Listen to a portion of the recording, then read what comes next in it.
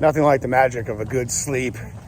You know, I haven't had a good sleep since last Thursday night because I went to Jack Paul Ultra Fest to help out the Jester get his 199th and 200th 100 finishes. And that involved getting up super early Friday morning and staying up pretty much all Friday night. And just sleep cycle definitely jacked up. So yesterday I got involved in a poker tournament. Cash placed pretty high, like a top 30 out of 1,000. And then it was like 8:30. Thought, well, I'm still gonna go out and do my evening miles. They are super slow. Came home, took care of some business. And then I ended up not going to sleep till about 11. And man, I slept till 6. Crazy wild dreams. And, you know, tons and tons of research show sleep is so important. You know, you can't survive very long without sleep. And you can die without sleep, obviously. And so I was really happy to get that. And it showed in this morning's workout. I wasn't even trying to go hard. Well, I did it hard, fast. And it just felt light and easy. Just did a 70-minute workout of sorts. Doing the Garmin Coach app. And God dang, keep getting that lock thing. And I like having a program. And this Garmin Coach app throws it onto your Garmin. And you can just do the workout.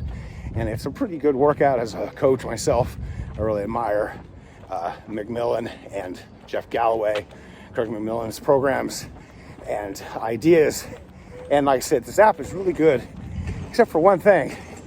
It doesn't allow you, it's, you know, you can put in how many workouts a week you want with the Craig McMillan. It's 3 to 5. I put in 5, put in the days you can work out when you want your long run. But then it asks, you know, completion. Do you want to complete it or for a time? Thing is, if you put complete, it just complete the race. It only gives you 3 workouts for the week. And I want the 5 just for something to follow. And then it asks you, if you put it in for time, it asks you, you know, what's your goal time? And it only goes to 2 hours and 40 minutes, which is a little over 12-minute pace. And I mean, I get it.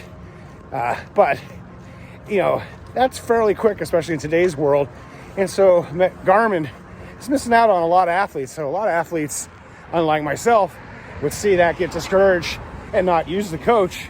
And especially if you're a walker like I am, I mean, my goal is to walk a half in under 3 hours.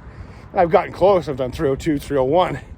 You know, it's kind of discouraging because there's tons of people out there walking halves, you know, in 3:30 to 4 hour range. So I think they should mess with the algorithm and make the app so that people can put in times slower than 2:40 pace. I think there's just an untapped market of people not really sure why, you know, they stopped it at 2:40. So possibly, hopefully, might send out a tweet, see if I can get some response, because I think it would be really great for other people to use their app but not be discouraged. So like I said, myself, it says over 2:40. And then what happens though is if you put 2:40, then the thing beeps at you all the time going, you're going too slow, shows you, know, this red zone. And, you know, for a lot of people, that's really discouraging, seeing like, oh gosh, I'm trying to do this workout and I'm not even in the zones. I walking can sometimes stay in their zone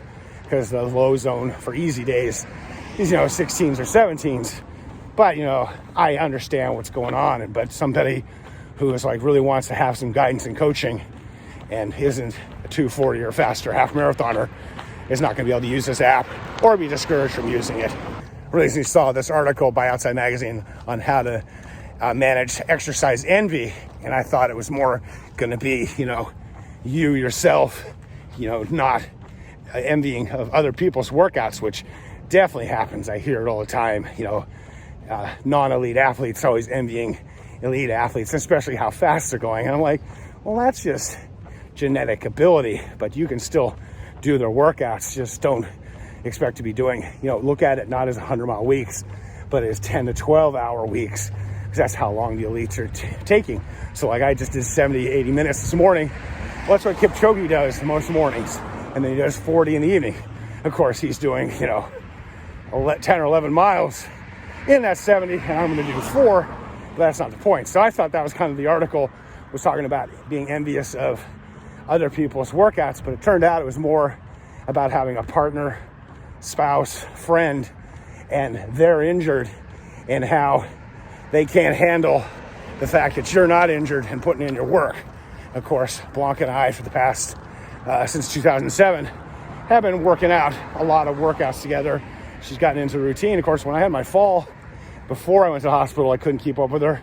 I couldn't even walk. And then, of course, when I got out of the hospital, I couldn't keep up with her. But was never really envious of her getting to go out and walk. I just looked at it as, I was glad she was doing it, and then I just did modified workouts and did whatever I could. And so the premise of the article was kind of saying the same thing. Your friend, spouse, partner, try and help them, be supportive of them, try and find something they can do while you're working out. I mean, sure, if like me and Blanca, we were always working out together, it would be nice, to be able to go out and walk with her, but I couldn't. So while she was gone, I'd get on a spin bike or do some sort of kettlebell workout and, just manage my, mental stuff, because that was part of the thing too. They talked about the mental side of not getting to work out, not doing what you want. And I fully experienced that last year for that 6-7 weeks where I couldn't walk. And then thankfully I got out of the hospital and started going on. And I was just saying, have, a person, if they're really having issues, go see someone and talk about it.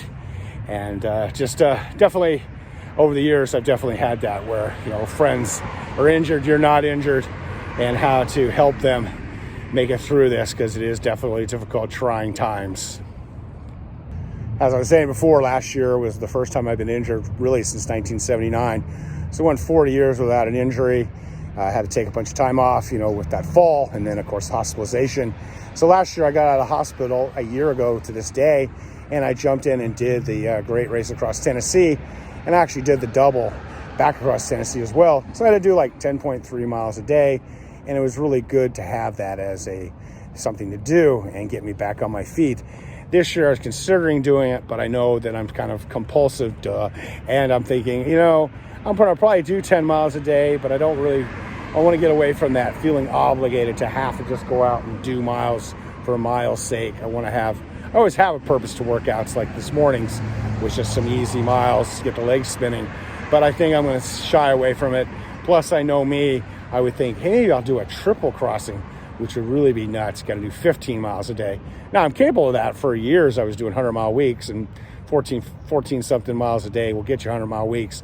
But I just don't really want to feel that burden and expectation on myself to get out and do it. So I think I'm going to pass on the great race across Tennessee, virtual race that is, and just focus on quality workouts and working out because it makes sense. And also just having the energy, because last summer when I was doing that 10 miles a day, I really backed off on a lot of my kettlebell, swimming, cycling, and things like that. I'm getting 60, 70 miles a weekend, but also want to ride my spin bike and swim and do other things. And if you're trying to do 10 miles a day, if you're a walker, you're looking at 3-4 hours a day. And if I want to get 15, you're looking at even more time on my feet. Just not really interested in that. So as I always say, I'm going to follow my own rules, stay healthy, be boring, and hey, please subscribe.